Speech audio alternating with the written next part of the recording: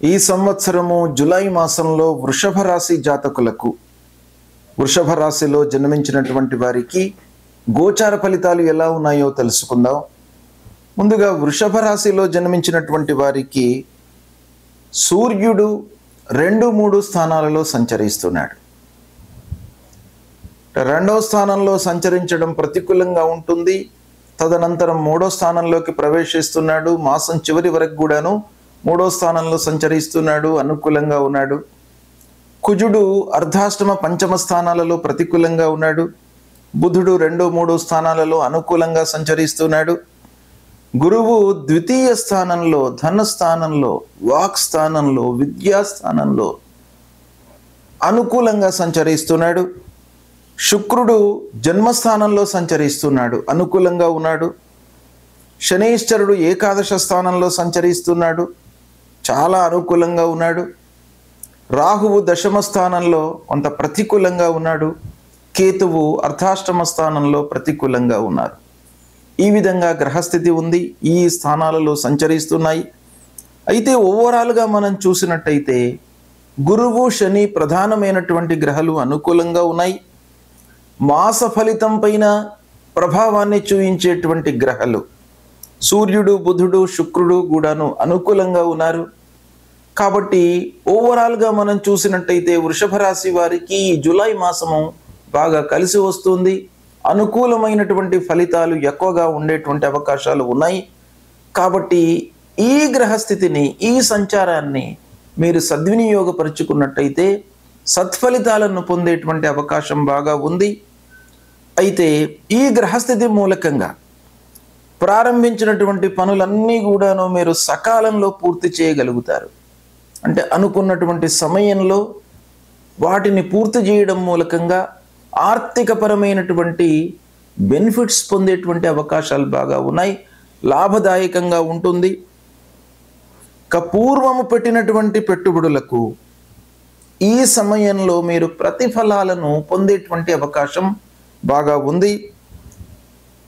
వ్యాపారస్తులకు ముఖ్యంగా ఈ మాసం బాగా కలిసి వస్తుంది, అనుకూలంగా ఉంది. కొత్త వ్యాపారము చేయాలి అనేటువంటి మనస్తత్వానికి ఈ మాసం బాగా సహాయకారిగా ఉంటుంది. ఇక ఉద్యోగస్తులు ఉద్యోగంలో చాలా సంతృప్తిగా ఉంటారు. చదువు పూర్తి చేసుకున్నటువంటి వారు, ఉద్యోగ ప్రయత్నంలో ఉన్నటువంటి వారికి కూడాను ఈ మాసం బాగా కలిసి వస్తుంది. ఉద్యోగ ప్రయత్నాలు ఫలిస్తాయి. కొత్త ఉద్యోగంలో చేరేటువంటి అవకాశాలు బాగా కనబడుతున్నాయి. ఆదాయం సంతృప్తికరంగా ఉంటుంది. ధనస్థానంలో బృహస్పతి సంచారము, వాక్ స్థానంలో సంచారము, కుటుంబ స్థానంలో సంచారము కనుక ఆత్మీయులతో, కుటుంబ సభ్యులతో మీరు చాలా సంతృప్తిగా ఉంటారు. ఆప్యాయంగా ముందుకు వెళ్తారు. మీ మాట పలుకుబడి మూలకంగా చాలా పనులు నెరవేరేటువంటి అవకాశాలు బాగా కనబడుతున్నాయి. ఖర్చులు నియంత్రణలో పెట్టుకున్నట్టయితే మీకు ఈ మాసం బాగా కలిసి వస్తుంది. సత్ఫలితాలను పొందుతారు. చేస్తూ ఉన్నటువంటి పనులలో సంతృప్తియే కాకుండా వేరే వాళ్ళకు కూడాను మీరు సహాయం చేసేటువంటి అవకాశాలు బాగా ఉన్నాయి. భూముల విషయమై మట్టుకు కొంత జాగ్రత్తగా వ్యవహరించాలి.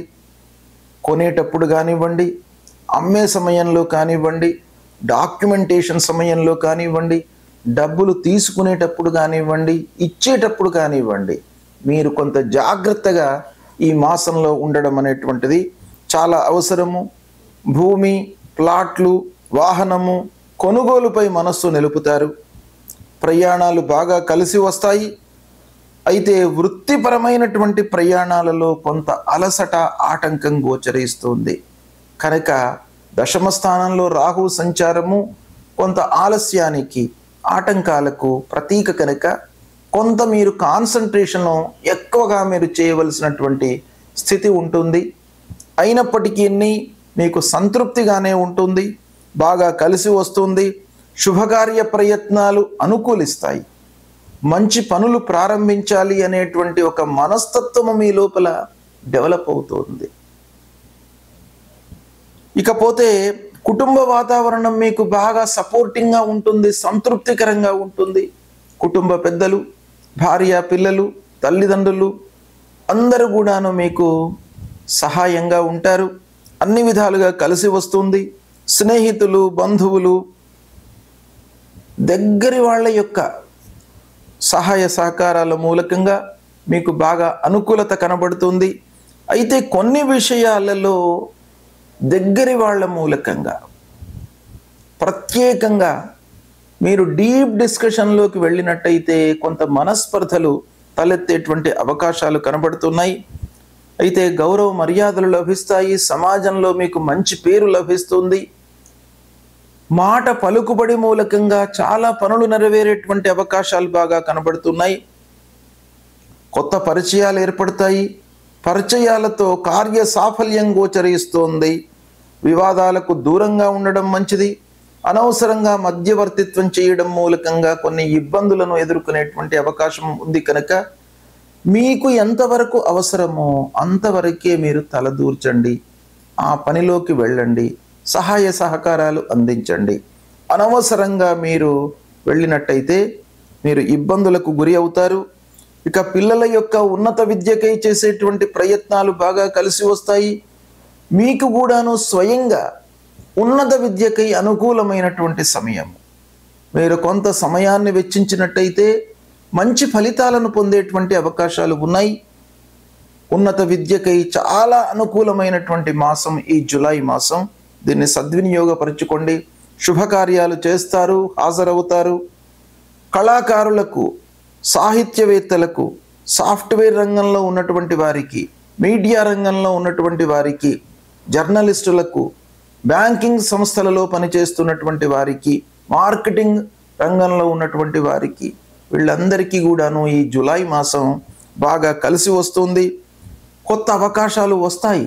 కొత్త పనులు చేయాలి అనేటువంటి ఒక ఉత్సుకత మీ లోపల డెవలప్ అవుతుంది ఈ మాసంలో. అది చాలా మీకు కలిసి వచ్చేటువంటి అంశం. ఆదాయం కూడాను బాగా పెరుగుతుంది. అనుకున్న విధంగా మీరు పెట్టుబడులు పెట్టగలుగుతారు ఈ మాసంలో. కనుక ఈ మాసం అన్ని రకాలుగా వృషభ రాశి జాతకులకు చాలా బాగా ఉంది. కొన్ని విషయాలలో దగ్గరి వాళ్లతో మనస్పర్ధలలోకి వెళ్లకుండా మీరు కొంత సమయస్ఫూర్తితో వ్యవహరించినట్టయితే అన్ని విషయాల లోపల కూడాను మీకు సత్ఫలితాలు పొంది సంతృప్తికరంగా ఈ మాసం గడిపేటువంటి అవకాశం బాగా గోచరిస్తుంది. సద్వినియోగపరచుకోండి. గోచార రీత్యా ముఖ్యమైనటువంటి గ్రహాలు ప్రతికూలంగా సంచరిస్తున్నప్పుడు మనము కొన్ని పరిహారాలు చేసుకోవాలి. పరిహారాలలో 2 ముఖ్యమైనటువంటి కర్తవ్యాలు మనం ఆచరించాలి. ఒకటి, ఏ గ్రహనైతే మనకు ప్రతికూలంగా సంచరిస్తున్నాయో వాటిని రెక్టిఫై చేసుకోవడానికి వాటి కారకత్వాలను దృష్టిలో పెట్టుకొని మనము ఫిజికల్గా చేయడము. శని బాగాలేడు, ఆర్థికమైనటువంటి ఇబ్బందులు వచ్చే అవకాశాలు ఉంటాయి కాబట్టి దానికి ఆర్థికపరమైనటువంటి ఖర్చులను మనం తగ్గించుకోవడము, నియంత్రించుకోవడము, ఆదాయ మార్గాలను పెంచుకోవడము, వ్యాపారంలో కొంత జాగ్రత్తలు తీసుకోవడం, ఇవన్నీ కూడాను మనం చేయవలసినటువంటి విషయాలు. ఇక భగవంతుడి అనుగ్రహం కొరకై మనము పరిహారం చేసుకోవాలి. సూర్యుడు ప్రతికూలంగా ఉన్నప్పుడు సూర్య నమస్కారాలు చేయాలి. ప్రతినిత్యం కూడాను ఉదయం లేచిన తర్వాత స్నానం ఆచరించి కొద్దిగా బయటకు వచ్చి సూర్యుణ్ణి నమస్కారం చేసుకోవాలి. నమస్కార ప్రియో భాను అన్నారు. కాబట్టి కేవలము సూర్యుడికి నమస్కారం చేయడం మూలకంగానే మీకు సూర్యుడు అనుగ్రహిస్తాడు, ఆరోగ్యాన్ని ఇస్తాడు, మీ లోపల శక్తిని ఇస్తాడు.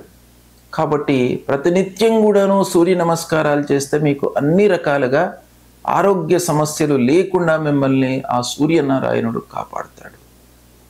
అంతేకాకుండా సూర్యుడికి సంబంధించినటువంటి మూలమంత్రాన్ని చదువుకోండి. జపా కుసుమ సంకాశం కాశ్యపేయం మహద్యుతిం తమోరిం సర్వపాపఘ్నం ప్రణతోస్మి దివాకరం. ఈ మూలమంత్రాన్ని ప్రతినిత్యం చదువుకోండి. ఆదిత్య హృదయం వినండి. ఆదిత్య హృదయం వినడం మూలకంగా మీ లోపల స్థైర్యము, ధైర్యము వృద్ధి అవుతుంది. కాబట్టి పనిని మీరు చేసేటువంటి సమయం లోపల ధైర్యం అనేటువంటిది చాలా ముఖ్యం. ఈ పనిని నేను సాధించగలుగుతాను తప్పకుండా అనేటువంటి ఒక మనస్తత్వాన్ని మీకు ఆ సూర్యనారాయణుడు ఇస్తాడు. కాబట్టి ఆదిత్య హృదయం ప్రతినిత్యం కూడాను చదువుకోండి లేదా వినండి. ఇక అంగారకుడు ప్రతికూలంగా ఉన్నప్పుడు అంగారకుడి విషయమై సుబ్రహ్మణ్య స్వామిని అర్చించండి. సుబ్రహ్మణ్య స్వామి దేవాలయానికి వెళ్ళడము, సుబ్రహ్మణ్య స్వామిని కొలవడము, సుబ్రహ్మణ్య స్వామికి సంబంధించినటువంటి స్తోత్ర పారాయణం చేయడము, అంగారకుడి మూలమంత్రాన్ని ప్రతినిత్యం కూడాను చదువుకోవడము, ఇవి చేసినట్టయితే మీకు అంగారకుడు ప్రీతి చెంది మీ లోపల ఆ ధైర్యాన్ని, ఆటంకాలు లేకుండా, దురుసుతనాన్ని మీకు ఆపాదించకుండా మీ లోపల ఒక స్థిరమైనటువంటి మనస్సును ఇస్తాడు. కాబట్టి అంగారకుడి ప్రీత్యర్థమై ఈ పరిహారాలు చేసుకోండి.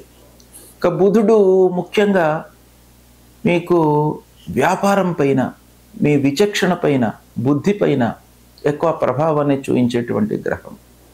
కాబట్టి ఆ మంచి ఆలోచనలు కలగడానికి, సమయ స్ఫూర్తితో నిర్ణయాలు తీసుకోవడానికి ఆ బుధుడి యొక్క అనుగ్రహం కావాలి.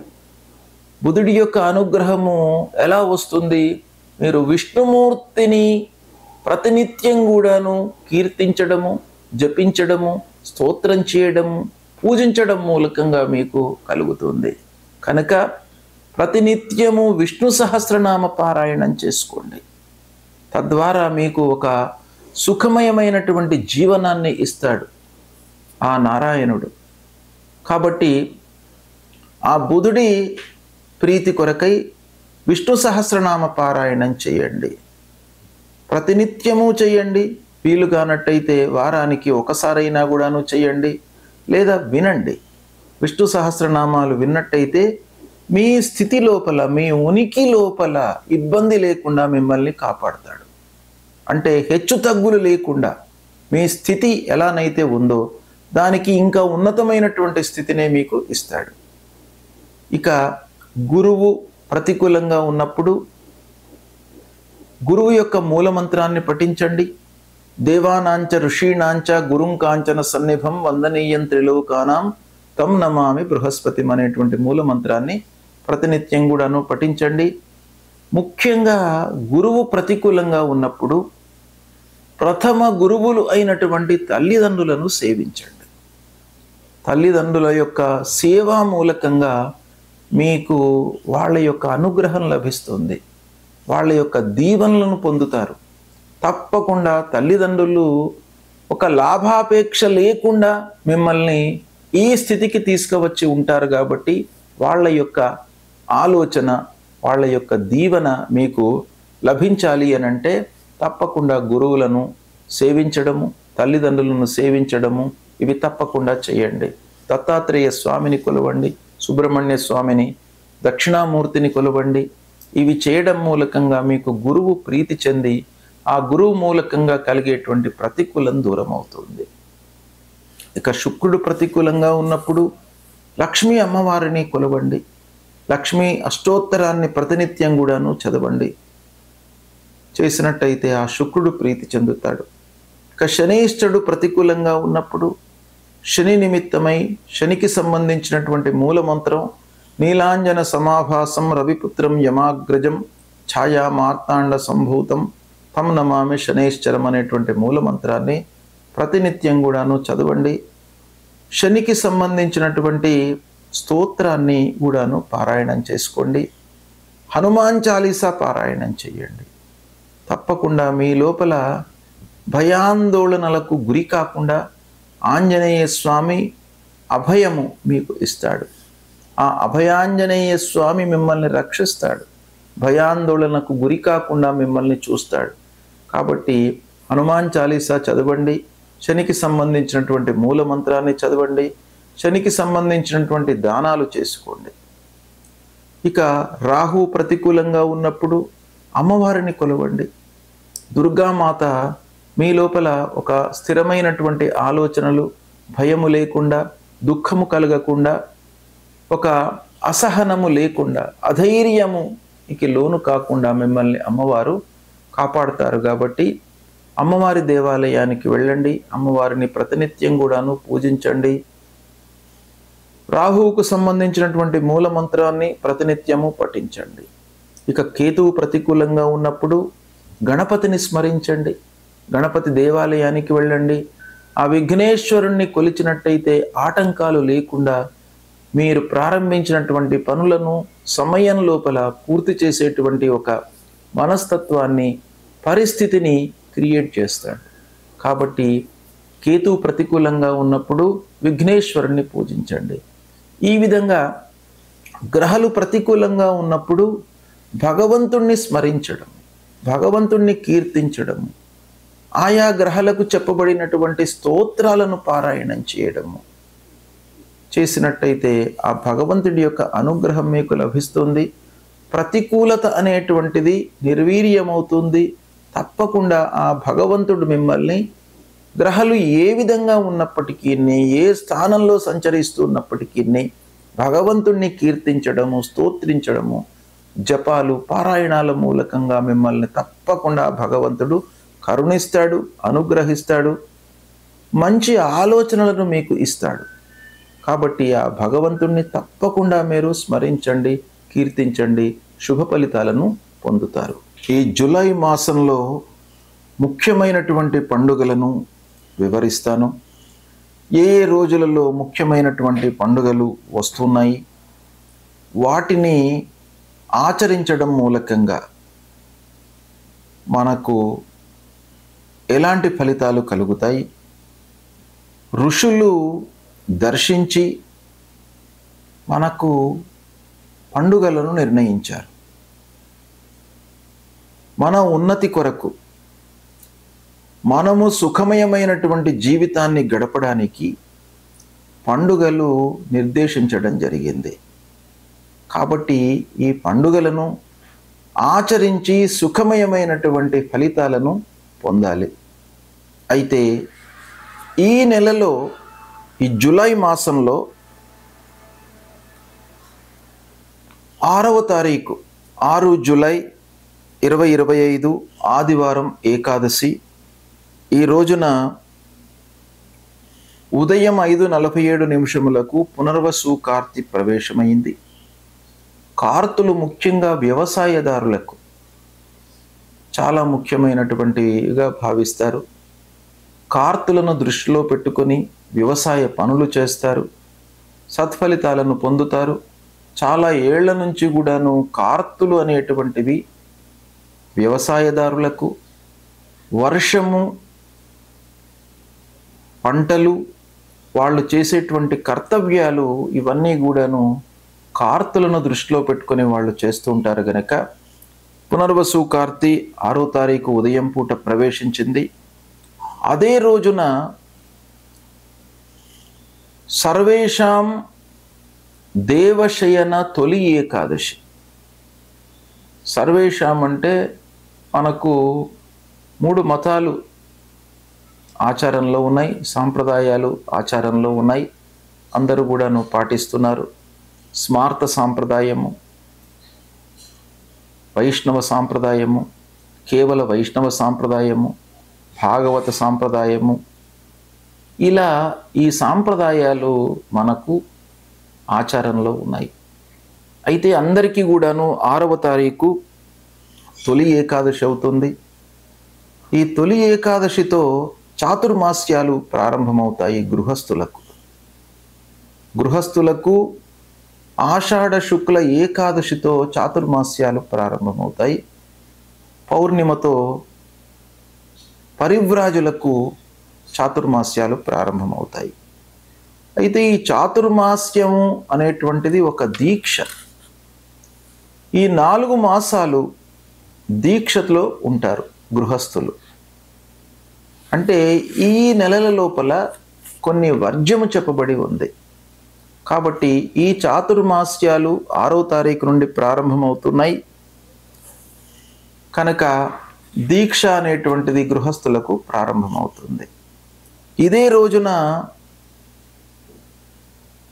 పండరీపూర్లో ఉన్నటువంటి పాండురంగుణ్ణి దర్శించడానికై భక్తులు వెళుతూ ఉంటారు. ఏకాదశి రోజున. అది కూడాను ఈ రోజునే ప్రారంభమవుతుంది. ఇక దాని తర్వాత 10వ తారీఖు నాడు ఆషాఢ పూర్ణిమ. ఇది గురు పూర్ణిమ. గురువు మనకు త్రిమూర్తి స్వరూపుడు. జ్ఞానము, బుద్ధి, ప్రజ్ఞ అన్నిటినీ కూడాను మనకు ఇచ్చినటువంటి వ్యక్తి గురువు. మోక్షాన్ని పొందడానికి కూడాను మనకు ఒక మూల మంత్రాన్ని ప్రసాదించినటువంటి గురువు. ఆ గురువును ఉద్దేశించి గురు పూజ చేయడానికై ప్రత్యేకంగా ఒక రోజు నిర్ణయం చేశారు మన ఋషులు. అదే ఆషాఢ పూర్ణిమ. ఆషాఢ పూర్ణిమ రోజున ప్రతి వాళ్ళు కూడాను వాళ్ళ యొక్క గురువును పూజించాలి.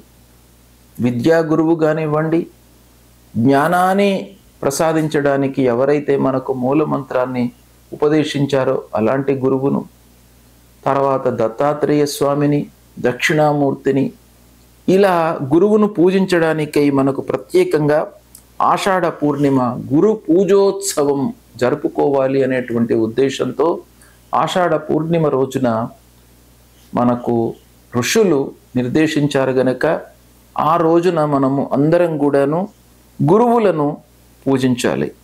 అది 10వ తారీఖు నాడు వస్తుంది.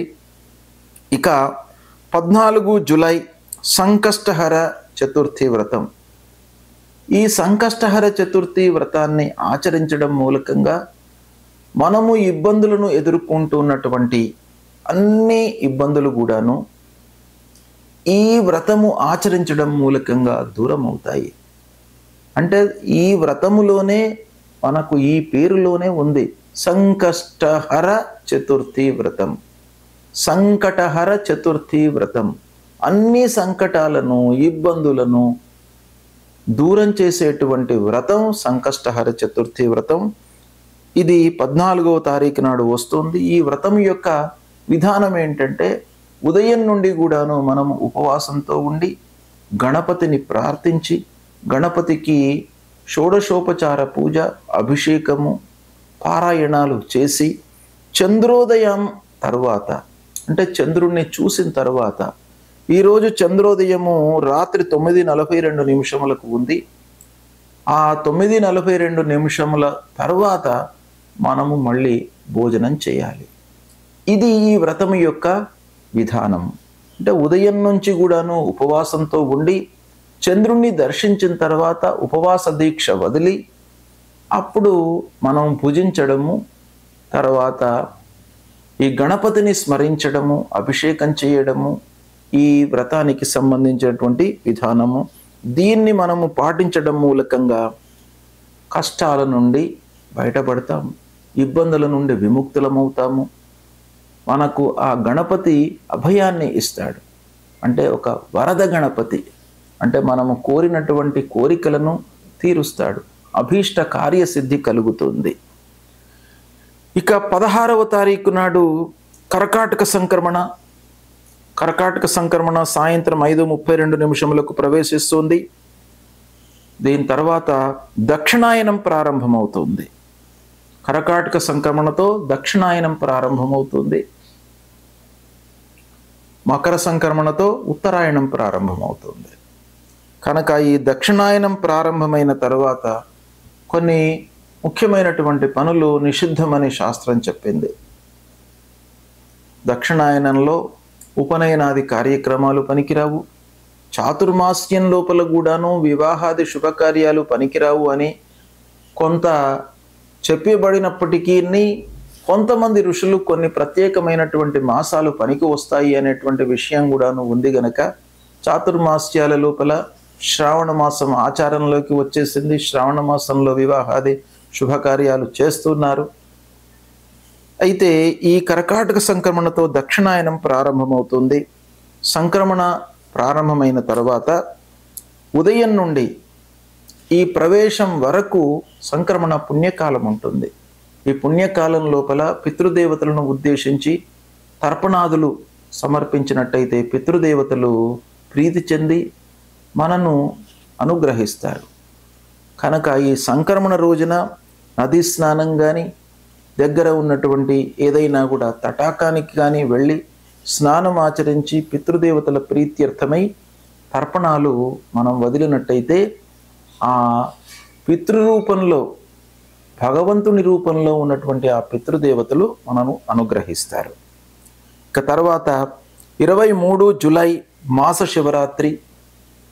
ప్రతి మాసం లోపల కూడాను అమావాస్య ముందు వచ్చేటువంటి చతుర్దశి, ప్రదోష నిషేధ కాలంలో ఉన్నటువంటి ఆ చతుర్దశి మనము మాస శివరాత్రి అంటాము. మాస శివరాత్రి చాలా శివునికి అత్యంత ప్రీతికరమైనటువంటి రోజు కాబట్టి ఆ మాస శివరాత్రి రోజున శివుణ్ణి అర్చించి అభిషేకం చేసి సాయంకాలం వరకు ఉపవాసము ఉండి సాయంకాలము మళ్ళీ ప్రదోష కాలం లోపల ఆ శివుణ్ణి అర్చించి భోజనం చేసినట్టయితే ఆ శివుని యొక్క అనుగ్రహం కలుగుతుంది, అపమృత్యు దోషము దూరమవుతుంది, ఆయురారోగ్య ఐశ్వర్యాలు వృద్ధి అవుతాయి అని మనకు శాస్త్రం చెప్తుంది.